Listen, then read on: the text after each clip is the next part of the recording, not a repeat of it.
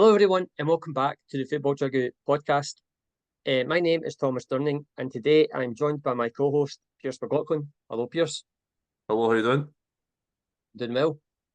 On today's podcast, we'll be reacting to last weekend's English Premier League and Scottish Premier League results. We'll also discuss this upcoming international week. We've got a little bit of retirement news to discuss as well. And at the end of the podcast, Pearse will be giving a rundown of all the latest Asian football news. So we'll start off, as always, with English Premier League. So on Sunday, the 5th of October, Saturday, the 5th of October, the matches finished Crystal Palace 0, Liverpool 1, Brentford 5, Wolves 3, Leicester 1, Bournemouth 0, Manchester City 3, Fulham 2, West Ham United 4, Ipswich 1, Arsenal 3, Southampton 1, Everton 0, Newcastle 0. And then we move on to Sunday, 6th of October. There was 3 matches, which finished Aston Villa 0, Manchester United 0, Chelsea 1, Nottingham Forest 1, and Brighton 3, Tottenham 2. So, as always, Pearse, which match stands out to you the most? Definitely the 2-0 games. No, kidding on Definitely me as well. probably the last game of the weekend, Brighton 3, Tottenham 2. Obviously, Tottenham, they're now had their worst start in the Premier League season in the last 15 years. Ange Ball's kind of been exposed a little bit in terms of just being far too open, conceding far too goals. And in this game, they had the perfect start, 2-0 lead.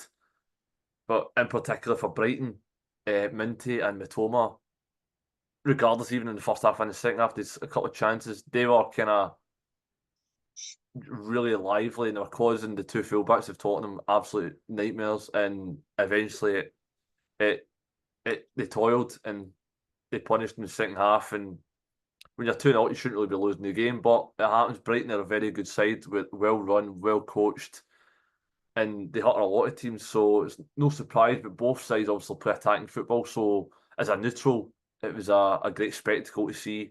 And in particular, obviously watching someone like Karol Mitoma. But as you can see, Tottenham are kind of suffering a little bit at the moment without Heung-min Son, who's getting an injury at the moment. Also to pull out the recent South Korea squad. So they're missing their captain and someone like a Timo Werner. His movement, his pace is absolutely fantastic.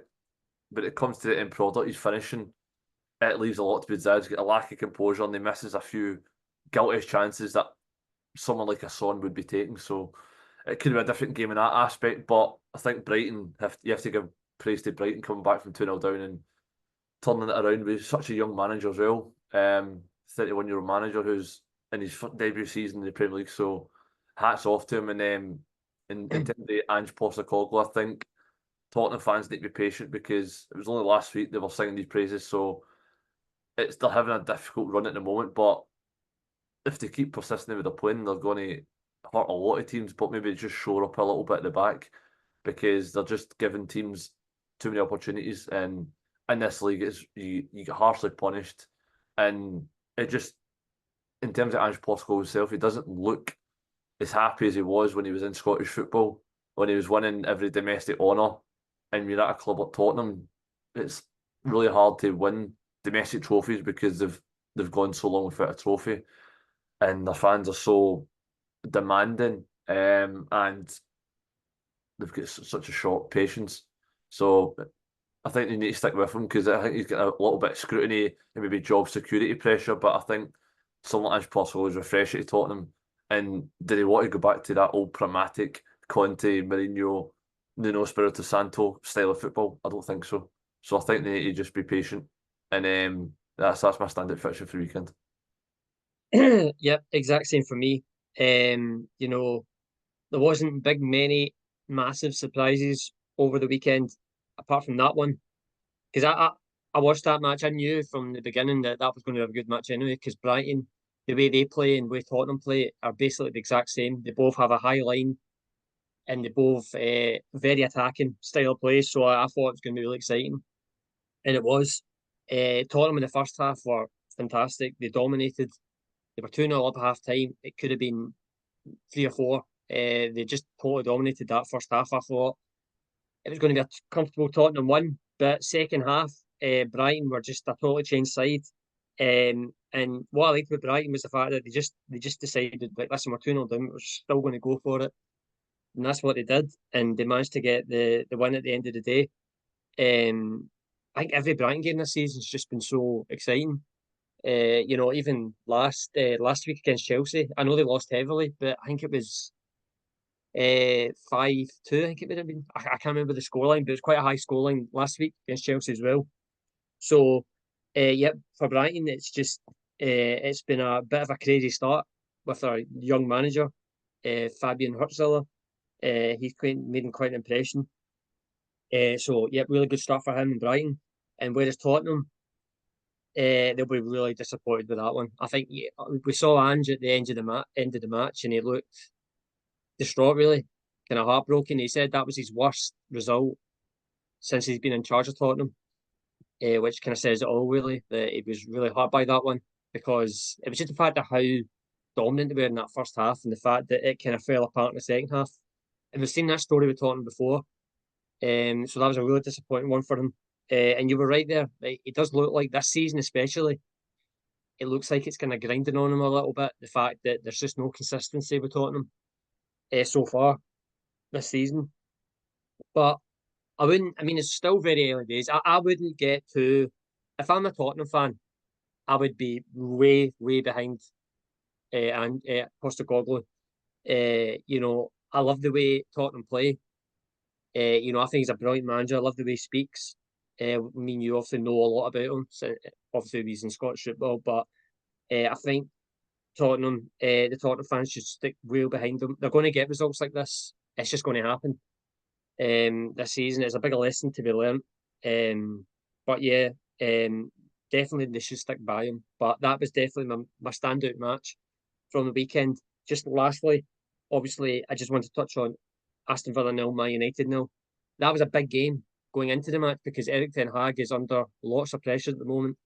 The last 2 results have been not great, and that match the weekend was, well, let's just say one word for it. It was boring. It was a terrible match. So I think it's best just to move on from that one because there wasn't really hardly anything to talk about. The only thing you can say is Erik ten Hag will that's definitely given Bottom some time, because I think if they lost heavily at the weekend against Aston Villa, I think he could have been in a bit of trouble. I don't think so. I think his time's marked. I think it's only inevitable that he will be sacked. Yeah, I mean, people have said that, but but people were saying before that match, if Aston Villa had beaten them like 3-0, for example, I think he probably would have been gone during this international break.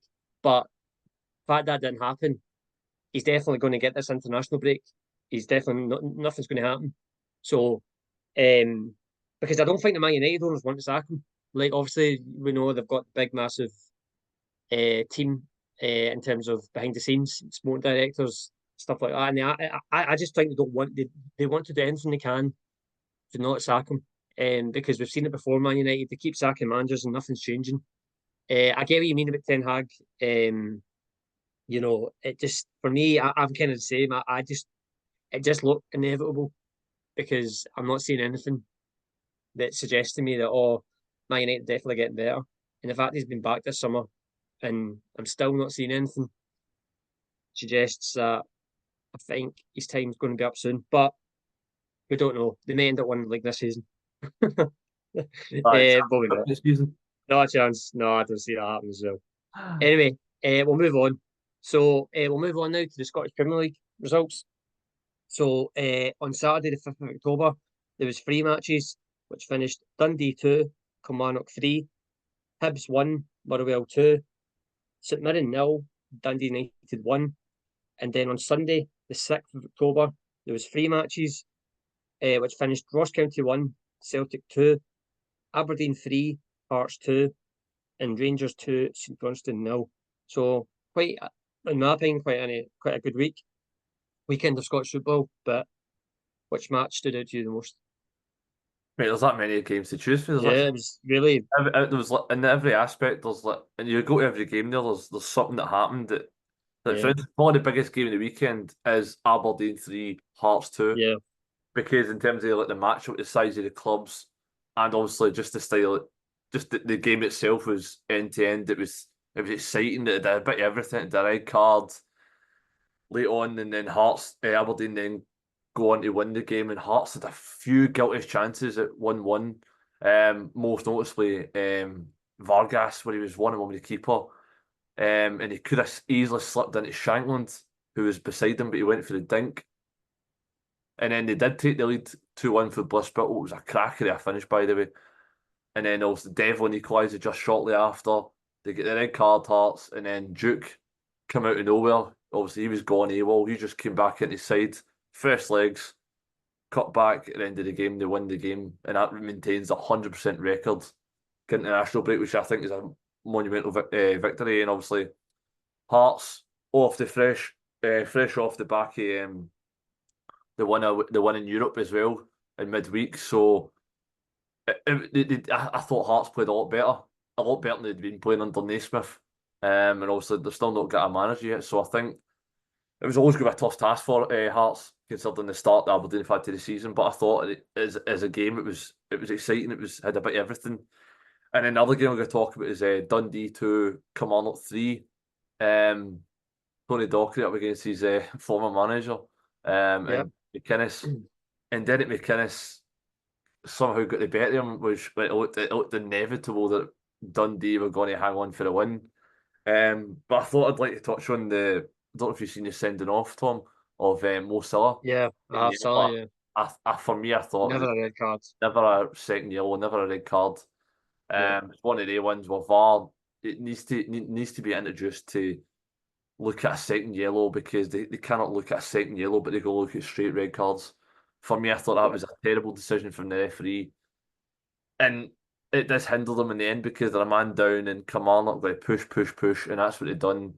They introduced some substitutes and they changed the game, like Mackay Stephen, Matty Kennedy got a double, and then Bruce Anderson pops up off the bench as well. So, no, another brilliant fixture, similar to the Aberdeen Hearts game. I thought the two games for me were standouts.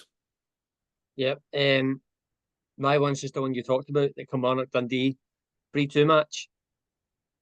Obviously Dundee 2-0 up. Well, they go down to 10 men in the first half. So you're thinking that Kilmarnock have got the advantage. And then in the first minute, Dundee scored to make it 2-0. You're thinking, well, that's it, game over. 10 men Dundee have done it. What a result that'll be.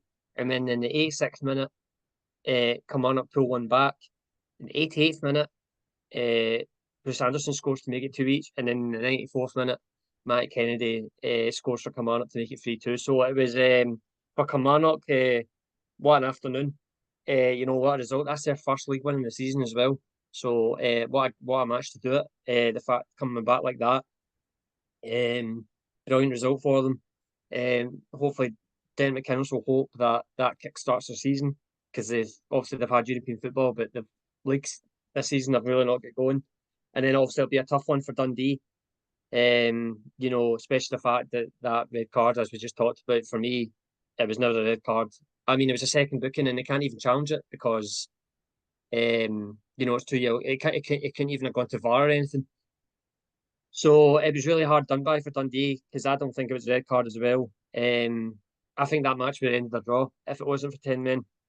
Dundee. So Tony Docherty will be disappointed with that one. But that's definitely my match from the weekend. Obviously, you touched on Aberdeen.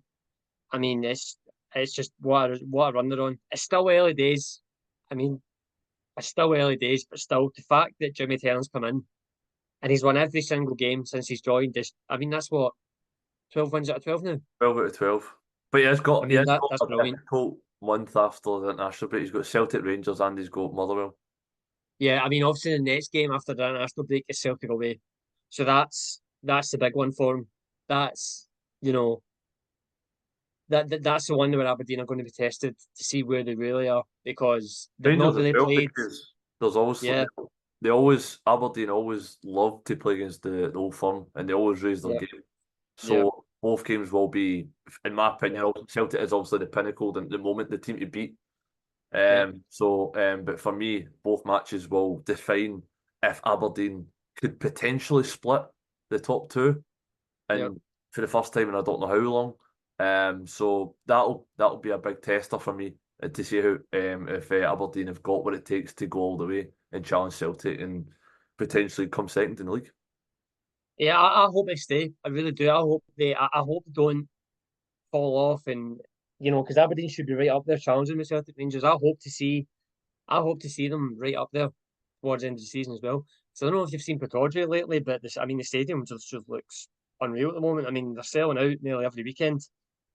The atmosphere just looks brilliant up there at the moment. And then obviously their teams, 19,000 weekend. yeah, It was a sellout, and you seen yeah, the atmosphere from both the Hearts away fans and the home crowd, yeah, and you can see the Aberdeen fans. They've got a spring in their step. They're really yeah. excited. They're loving the football that Jimmy Tellens came in. It's refreshing, But and yeah, to be honest, Tom, I don't know a manager that's came in to Scottish football in his debut season and had the impact that he's had at a club other than Celtic or Rangers. yeah. I mean, I'm the same. I mean, I struggle to figure it out as well. I mean, I can't even think of anyone apart from obviously Celtic Rangers, but he's just done a brilliant job so far. I really like him. I think he really suits Aberdeen job. He's really calm as well. Every time he talks after the games, he doesn't really he doesn't get over he doesn't go over the top. He's just really chill, and he's got a good team as well. Obviously, this bit up front, and they've got the likes of Jamie McGrath who's been playing really well. At the back they look really strong. So yeah, it's just going really well for Aberdeen. But I'm looking forward to that match after the international break against Celtic, and then we'll see where they are really, because that's obviously the big challenge for them, the best team in the country at the moment. So we'll see where they go with there. But yeah, so Aberdeen getting all the praise, and then we've obviously got to move on to we'll stick with Scottish football, but we haven't really discussed the European aspect. Obviously, there was European football, Champions League and Europa League, Conference League played a couple of weeks ago. We did do a podcast last week, so we've not talked about it yet. But for Celtic and Rangers, it really wasn't. It really wasn't a good week. So obviously, Celtic started off with Celtic. We'll start off with that actually. So they played Borussia Dortmund. Signal were doing a park. Celtic were getting into that game, really good form. They just won 6-0. So you're thinking Celtic might have a chance here. But they ended up getting defeated 7-1. Yeah, really no words really. I don't know about you, Pearse. What's your thoughts on that one? Well, I watched the game and I thought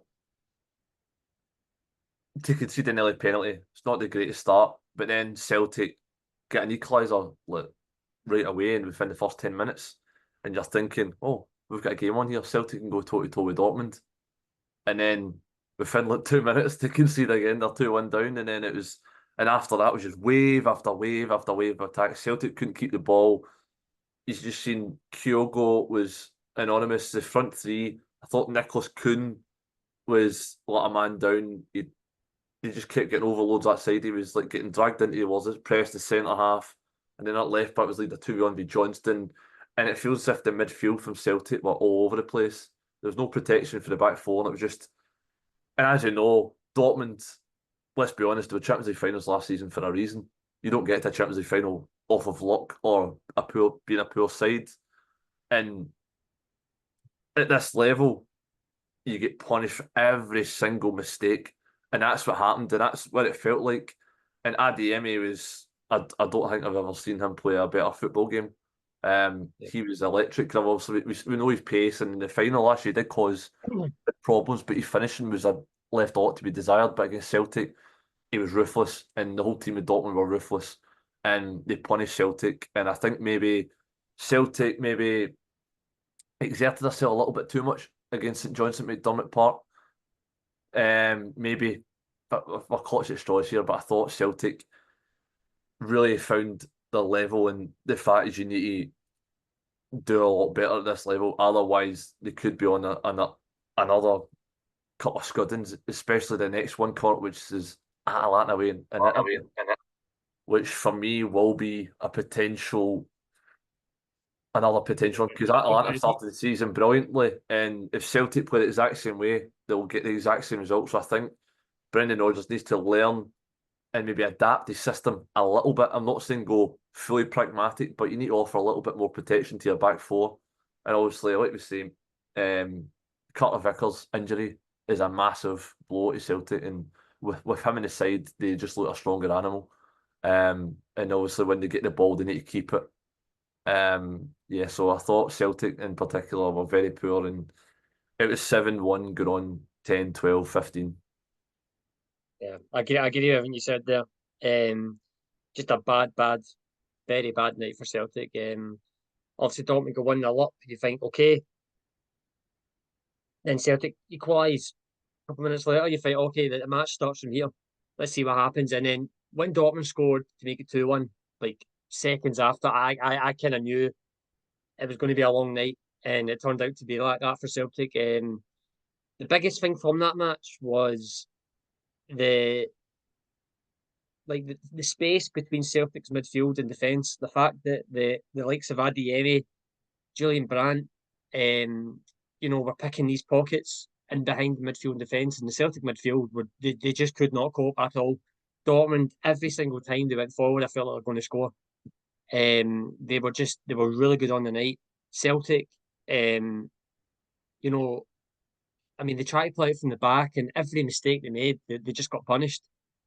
It was just a really sobering night for Celtic. I actually think they went to that match a wee bit too cocky. I felt like they felt that, oh, everything's fine. We're just going to go here and play our game, and we'll get a result. And they got found out big time that when you go to these places, you need to adapt. And I think we've said this so many times over the years with Brendan Rodgers with Celtic that he has to learn to adapt, because it's all right against the likes of St Johnstone when you're going to have the ball and you can play that football. That's fine. But when you go to these places, for me, you have to adapt. You have to be much more secure. You have to, this sort of playing out from the back, it doesn't work for Celtic. And yeah, that's the result of it. They got beat very badly. And yeah, now the Celtic fans are, very low at the moment. Obviously after that big massive disappointment, but they've got Atlanta next. I've got no idea how that's going to go. If Celtic play the same way, it could very much likely end the same result. So yeah, very disappointing night for Celtic. And then obviously Rangers, they played on the Thursday, and again it was a disaster. They had a big chance at the start of the match, which they missed. And I just think from then the match just fell away from them, and they ended up getting defeated by Lyon 4-1 at Ibrox. Yeah, Pearse, what's your thoughts on that one? Yeah, you mentioned the Tierney chance straight away where he gets an open goal rebound and skies it. But I thought even then that was kind of against the runny play a little bit. I thought Lyon dominated possession. They looked the better side, and some of the play and the finishes were incredible, especially Lacazette's second goal, where he just gets the ball edge of the box and curves into the top corner. That's against a good goalkeeper in Jack Butland. But I think sometimes you kind of need to hold your hands up and say that Rangers were just outclassed. I know Rangers are a great side, especially Ibrox, and in Europe they got to Europa League a couple of years ago, but there were just levels to this game, and I thought Rangers just weren't at the races in terms of matching them man for man, or in particular, I thought Lacazette was exceptional. I thought Sherky was tremendous, even for I think it was the fourth goal where he just turned Conor Barron inside out. It was just that bit of magic that they have. Rangers don't seem to have that at the moment.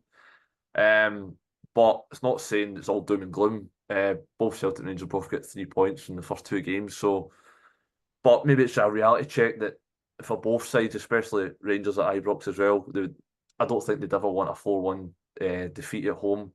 And I don't think that probably will happen again, but you never know. But it's all about learning from your mistakes. I thought Lyon were just better than the night. And again, similar to the Celtic and Dortmund game, Lyon were ruthless. When they got the opportunities, they punish Rangers. And that's something that Rangers don't have. When they got the opportunities, they didn't really take them. and that's the difference, because when you get somebody like Lacazette and Cherky pulling the strings, they're not going to miss. And unfortunately, Rangers are on the wrong side of the result. Yeah, so that was my recap of the game.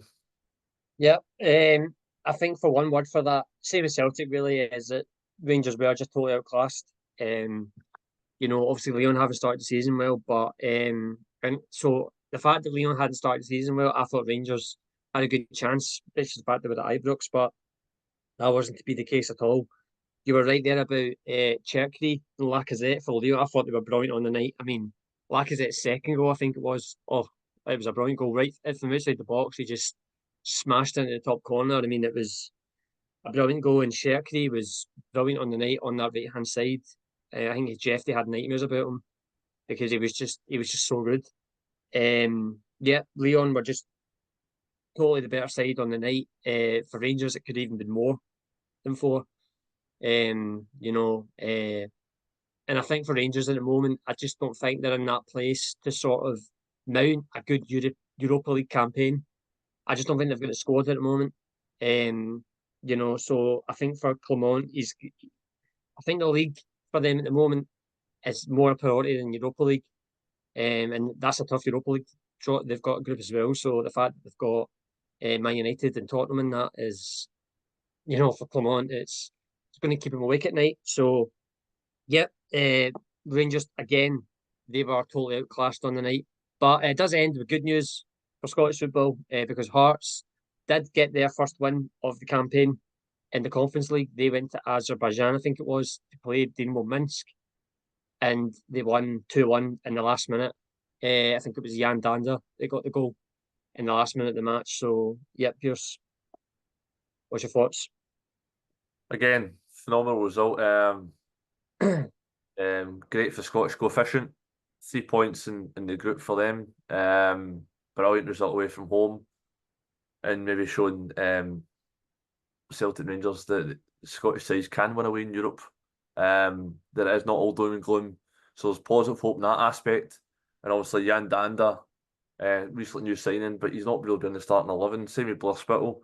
But I think with the caretaker manager Liam Fox, he's found a system where it gets both of them in. They've been played well the last couple of games, and obviously getting a result away from home for any Scottish side in Europe is monumental, and that'll be do Hearts the world of good, and it'll push them on. And I think the Hearts can and should qualify for that Conference League league phase. And again, I thought to win it at that late on as well, it was a terrific header back across goal. That will do Hearts the world of good. But no, to win it late on is even more special because you get that jubilation. You're like, you've won it right at the end, Yeah, and scenes were incredible. And fair play to Hearts, considering they've had a really tough start to the season. That'll do their confidence fantastic. yeah, absolutely. A really, really big result for them, especially the fact that it's just because of the start of the season they've had, the fact they've got no manager at the moment. That's in a process, and the fact that they're rock bottom of the table in the SPFL. So the fact that they went over there, because that's a long journey as well, and got that win to kick off their campaign is that again that'll give their confidence a great boost, and it kind of did on Sunday because I actually thought they played well against Aberdeen on Sunday. They went 2-1 up in that match. But I think for Hearts, even though it's a good result, the priority for them is to get this new manager in the international break, to get his ideas across, and then hopefully Hearts can kick on with that win that they've got in the Conference League. But yeah, the fact that they won at the end, the last kick of the game, really, is always a brilliant. It's always brilliant in any match, really. So, yeah, well done to Hearts. So it wasn't all doom and gloom for Scotland in Europe this week.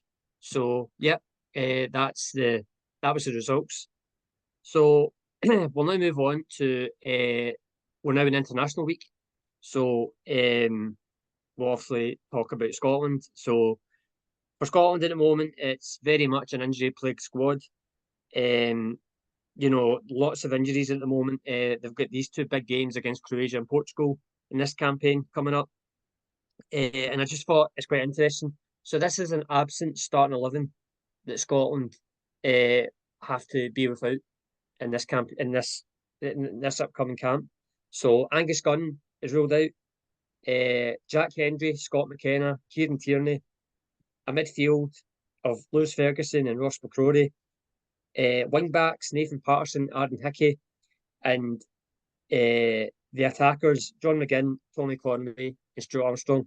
Now that's basically a starting 11 that Scotland, that of players that Scotland are missing in this camp, which just goes to show the massive problems that Steve Clarke has got at the moment. So yeah, Pearse, what's your thoughts on these two upcoming matches?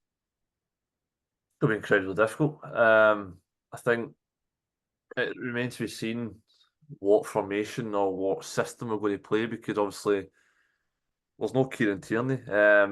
So I don't know if we'll play the fight, but I don't think we've got enough centre backs to play that system. So I think it might be a 4-2-3-1 or a 4-5-1, some sort of like 4 at the back with 2 DMs and attack midfield on maybe some width to the team, or even a 4-4-2. Get Dykes and Adams up together. But also if Craig Gordon's going to be the number one, a 41-year-old who looked pretty much like it was his last cap and he got his 75th cap for Scotland in the last camp. But it just shows you he's now reclaimed his number one spot at Hearts as well, when it looked as if he was the number 2 goalkeeper just for the cups. So because Zander Clark got an injury at the start of the season, Craig Gordon took his place and he's not left it since, and Zander Clark's now back fit, but he's finding himself on the bench and he's now at the Scotland reckoning as well. And obviously, but I'd like to touch on as well, it's kind of goes hand in hand with Aberdeen having a great start to the season. You've got players like Jack McKenzie and Devlin getting their first call up to the squads. Obviously, it's a position we're light in terms of left back. Greg Taylor just pulled out today as well. And obviously, we've not got Patterson, we've not got Aaron Hickey, like you mentioned. So I think in terms of we only had Ralston and Robertson is like the only kind of your first choice wing backs. That means, so I think with them getting an opportunity, and I think Aberdeen have had a tremendous start of the season. They two individually as well have been fantastic.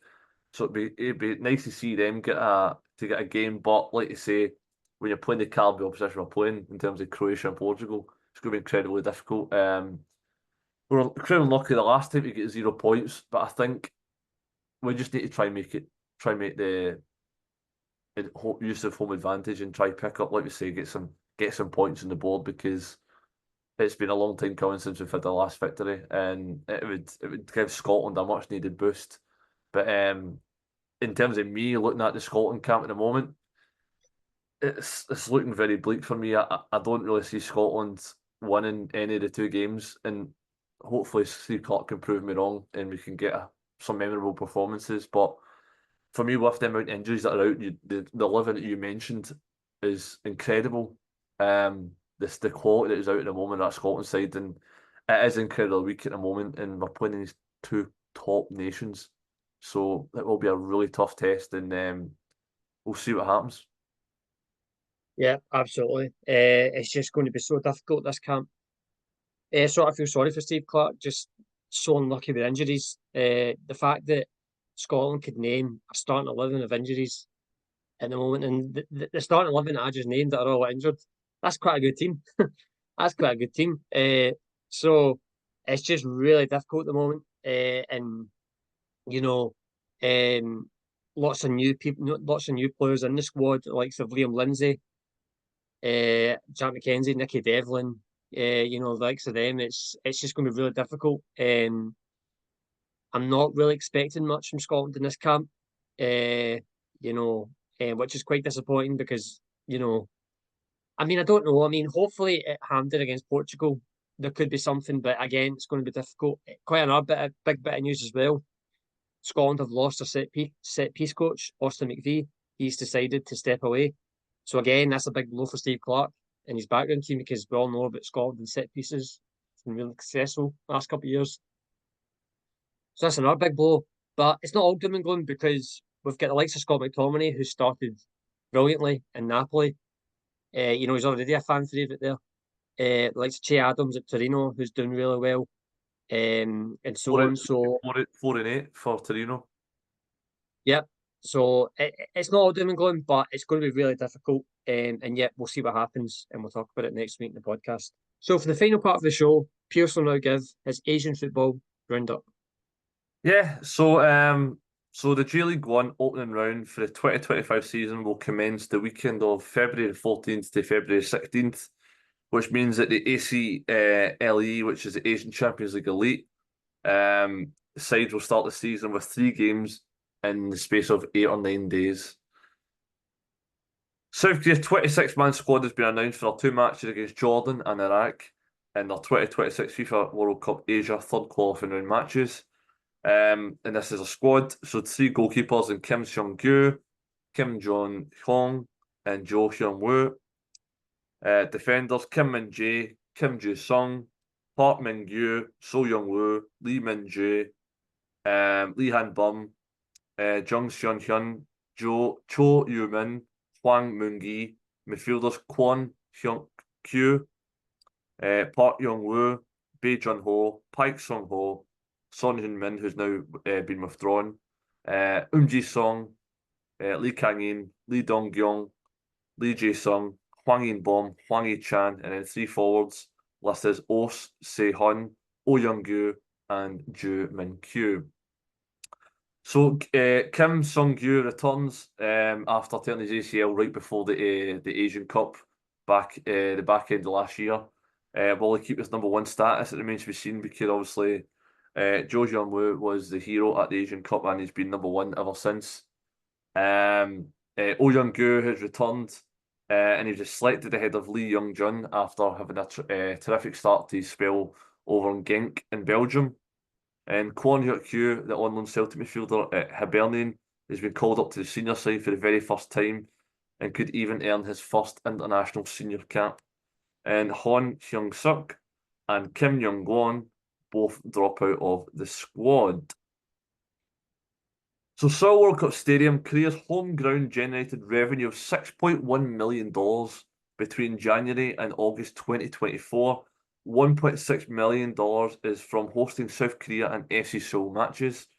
Only $189,000 was reinvested for pitch maintenance, which is incredible, really, because obviously the state of the pitches in South Korea at the moment has been a really hot topic.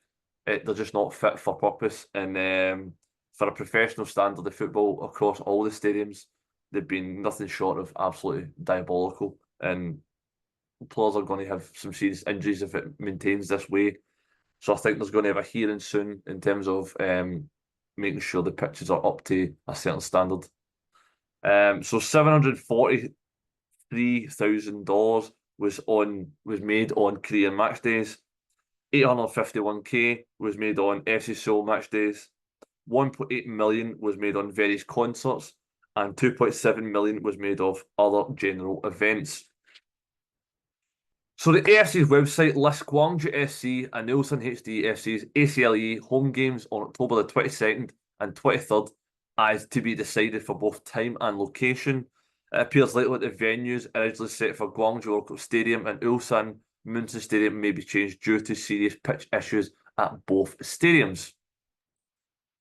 So Andres Iniesta, 40 years old, has confirmed his retirement from professional football. Iniesta came through Barcelona's fated La Masia Youth Academy, joining the club aged 12, departing 22 years later, shining brightly across 16 seasons with the Catalan Giants first team. The midfielder who formed a midfield trio, which is arguably one of the best of all time, with Xavi and Hernandez and Sergio Busquets, played a significant part of that spell and linked brilliantly with none other than Lionel Messi as well. They won 4 UCLs, he won 9 La Liga titles, 6 Copa del Reys, among 32 trophies with Barcelona. After finishing in the new camp, Iniesta joined Japanese side Vissel Kobe, where the playmaker won the J League One in 2023, as well as 2 other trophies before spending last season at the Emirates in the United Arab Emirates, in a career that spanned 131 Spanish caps, retired from international duty back in 2018 after the World Cup in Russia, and he scored that famous goal in the 2010 World Cup final where he got Spain's World Cup victory against Holland in extra time. And he completed 674 Barcelona appearances with 32 trophies, an incredible statistic. And this is what the man has had to say on his retirement. Being on the pitch is over. I can't stay away from football. It's my life and it will continue to be my life. Now I need to continue educating myself. I'm on the process of doing my coaching diploma, and that's the next step. I'd like to return to Barcelona at some point, not just to say it, but because those had so much influence on me in one way or another. I have to be there when what I can do, I did as a player in another role at the club, I'd be absolutely delighted. So, Tom, just what your overall reaction on Andres Iniesta's career and his retirement and what that means to you? Yeah, in terms of his career, I mean, what a career. Obviously, Barcelona through and through. He was part of, in my opinion, the best Barcelona team ever. Between the years of 2008, 2012, I just thought I thought Xavi, Iniesta, and Busquets. In my opinion, you're probably looking at the best midfield trio in the history of world football. That's how good that midfield was. And then in terms of Iniesta himself, he was just a magician on the ball. He was always one of these players when you watched him, like you just couldn't get the ball off him. Like the ball when he got the ball, it stuck to him like glue. His control with the ball was amazing. I love the way he kind of drifted across the pitch. I mean, he's obviously known for that World Cup final goal in 2010 when he scored in extra time against Holland to win Spain the World Cup. So not only for Barcelona, but he's a legend for his national team as well. Just an absolutely brilliant player. He's just the epitome of a football player. Basically, he's just even outside of football, he was so quiet. He never got in any trouble. He was never in the headlines for the wrong reasons. He just lived such a quiet life, and then on the pitch, he just expressed himself in the best possible way. Just what a player, what a career. He's going to be really missed in football as well. I'm actually quite glad as well that he didn't play for another team in Europe when he left Barcelona. I just like the fact that in Europe he only played for Barcelona. So yeah, sad day for football. And yeah, it's going to be interesting to see where his next steps in football are, because in coaching, I actually could see him doing that. I think he'd be a really good coach because he looks like a really good kind of mind of the game. He has a really good mind of the game, so maybe that's definitely something he's going to be really successful at. Yeah, but what a career. Yeah, because he's got deep rooted connections to Vissel Kobe as well. Because he's actually got his Andres Iniesta Academy still running in Yep. Kobe, which I think he's Yep. also got his main priority at the moment. Potentially could move back to Japan at some point to take up a coaching role in the J League, maybe. It remains to be seen. But again, for me, it's a very sad day because he's one of an icon of our generation. And for me, you mentioned potentially the best midfield three. I think from that time frame, absolutely, no one gets near them in terms of just technical ability. All three of them had different aspects, but in terms of Iniesta, there's only Busquets left of that trio now, and he's playing with Messi in Inter Miami. So to have Iniesta retire, it's a sad, sad day for world football. So Japan have released a squad, a 27-man squad for their World Cup qualifying matches. So in goals we've got Kazuki Osaka, Koisei Tana, Zion Suzuki, defenders Yuto Nagatomo, Shogo Taniguchi, Kota Kura, Ayumu Seko, Koichi Mashida, Yukinari Sugawara, Henry Hiroki Mochizuki, Kota Taikai, midfielders and forwards, Wataru Endo, Junya Ito, Jochima Fujita, Takumi Minamino, Hidemasa Morita, Daichi Kamada, Kara Matomo, Koki Ogawa, Daiza Maeda, Ryo Itate, Ritsu Doan, Ayase Ueda, Ao Tanaka, Keito Nakamura, Takafuso Kubi, and Yuki Ohashi. who's now got his first call after having a tremendous campaign in the first half of the season at St. Hiroshima, and now continuing that form over in Blackburn Rovers in the English Championship. So that's Japan have announced their 27-man squad for the third round of Asian qualifiers for the 2026 World Cup squad. And they play Saudi Arabia on Friday 11th October, and that's set for a 3 AM kickoff, Korean and Japan Southern Time. And then Tuesday the 5th October, they host Australia at 7:35 kickoff time. So in terms of K-League 1, we had all the matches played on Sunday, the 6th of October, and that was Daegu FC 4, Jeonbuk Hyundai Motors 3, Gwangju FC 3, SSO 1, Incheon United 1, Gangwon FC 3, Jeju United 2, Daejeon Hana Citizen 1, Pohang Steelers 1, Suwon FC 1, Ulsan HDFC 2, Gimchung Sangwoo 1. So the top three at the moment are getting into the post-split top six and the bottom six fixtures coming up. Ulsan at the top on 61 points. And then right behind them, Gimchung Sangwoo on 56 points and Gangwon FC taking that third place with 55 points, just a point behind. So incredibly tight, but Ulsan have got a little bit of a gap at the moment and they'll be looking to get their third title in a row. So at the bottom half of the table, we've got Incheon United cut adrift at the moment. 33 matches played, 32 points. Daejeon Hana Citizens with 35 points just above them. And then the final bottom three relegation playoff place, Jeonbuk Hyundai Motors occupies with 37 points, and just outside the relegation places, get Daegu FC on 38 points. Incredibly tight to both top half and the bottom half of K-League 1. So in terms of J-League 1, we had a match on Friday, the 4th of October, and that was Avispa Fukuoka 1, Nagoya Grampus 0. Saturday, 5th of October, we had Alberts Niigata 0, Kashi Antlers 4, FC Tokyo 1, Sagan Tusu 1, FC Michigan Zelvia 1, Kawasaki Frontale 4, Kashiya Reysol 1, Yokohama F. Mariners 0, Ura Diamonds 0, Cerezo Osaka 1, Gambo Osaka 2, Hoguro Console Sapporo 1, and then Sunday, the 6th of October, the Kyoto Sanga FC 2, Vissel Kobe 3, Jubilo Awata 1, Sanfrecce Hiroshima 2, and then Tokyo Verde 0, Shonan Bellmare 2. So it's leaving the top of the table looking like this. Top of the table, Sanfrecce Hiroshima on 65 points from 33 matches. Vissel Kobe just behind them with 64 points, last season's champions. And then the top three making up was FC Michigan Zelvia, J2 newcomers, J1 newcomers this year.